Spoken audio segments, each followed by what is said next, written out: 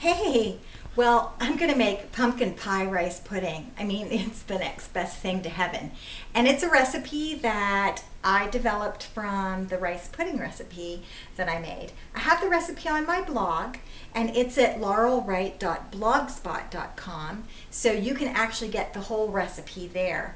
But I wanted to do it on video for you because people have asked questions, and so I wanted to cover some of that. First of all, I use regular white rice. I think it's even just short grain rice. People ask me, is it pudding rice? Well, I don't even know what pudding rice is. This is just your regular run-of-the-mill, ordinary, short grain white rice. You could use long grain white rice. This just happens to be what I have on hand. It's not brown rice, it's just ordinary rice. I don't think we use pudding rice in the United States. I don't even know what that is. Anyhow, so that's what I use in it. 2 cups of cooked white rice. It's already cooked. And I've already put it here in the pan, 2 cups. Then the other thing that I wanted to talk about is pumpkin, because apparently in Great Britain you don't use pumpkins a lot, or you don't get them, you can't find them canned. But this is the kind of pumpkin that I'm talking about, and this time, just for a variety, I decided what I would do is take a real pumpkin and bake it. So what I did was I cut the pumpkin in half without the stem. I put it on a baking tray lined in foil in an oven that was at 350, and I baked it for about 45 minutes until it was tender. Then I scooped it all out, mashed it up with a masher, and I put it in the refrigerator. So it's been sitting in the refrigerator ever since then.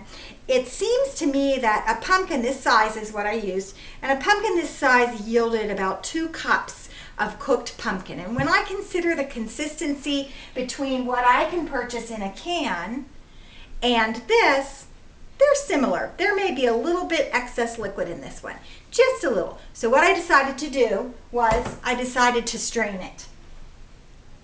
So I have a little wire strainer, and I've strained it, and about, I don't know, it looks like maybe about almost a half cup of liquid has come off of it. And so I'm going to use it minus that half cup of liquid. And it equals about 1 3/4 cups of pumpkin, roughly, maybe a little bit more, but I don't think that will matter. It just looks kind of in a round ball because I've been playing with it like that to get the excess liquid out of it. But that's going to go right in on top of the rice.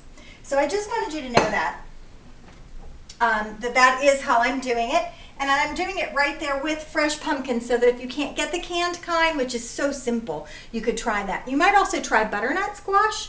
That probably would work well too. So here we have our rice and our pumpkin. Now I'm going to add 3 eggs, and I think I'm going to whip them up a little bit before I put them in there. And I have not turned the heat on yet. So just whip up these eggs real quick and get those in there, and then get my milk going. And then beyond that, it's just some Splenda, little packets of Splenda. There's the egg all whipped up. And as I said, the heat isn't on yet. And now I'll get the milk. And we're just going to dump all of these things right into the pan and stir them. So 2.5 cups of milk. There's 2. And now let's get a half. I love to eat this for breakfast. It really is good enough to have for dessert, but I kind of like dessert for breakfast. I'm really trying right now to really kick my weight loss into high gear, because I have a friend who's getting married January 22nd, and I'm going to Ohio to the wedding, and I want to be thinner than her. Josh was in the back begging to come. He's probably going to get to come. We'll see. Anyhow, Josh, you need to zoom in on this little concoction that I have going here so that everybody can see it, because this is what it looks like. And we're going to just cook it in the stove right here. And we're going to stir it until it just comes to a boil. So Josh, can you zoom in there and show everybody what that looks like while I get the sweetener packets all ready to go? Now I use sweetener, and I use the kind that comes in these little packets. So when I say 14 packets of sweetener, I mean these little tiny things. I don't mean 14 boxes of sweetener like some of you think I did. Okay, so I add 14 of these little puppies right into the mixture. Then I'm going to add my spices and my vanilla extract, and I'm just going to bring this up just to the point of a little simmer. And then I'm going to dump it into a dish that I have sprayed with the cooking spray that I use called Pam, and I'm going to bake the whole thing, just stick the whole thing in the oven to bake. And I love to eat it cold. It's really, really delicious cold. So just so you know, Josh, are you zooming in so that they can really see what this looks like? Break up all the bigger clumps of rice in there. And you can see that delicious pumpkin and the egg. And your whole house is going to smell delicious while this is cooking. So that's how I do it. That's basically the essence of it. This is the pan that I'm going to cook it in just a few minutes. And as soon as it comes up to temperature, I have to throw the spices in here yet.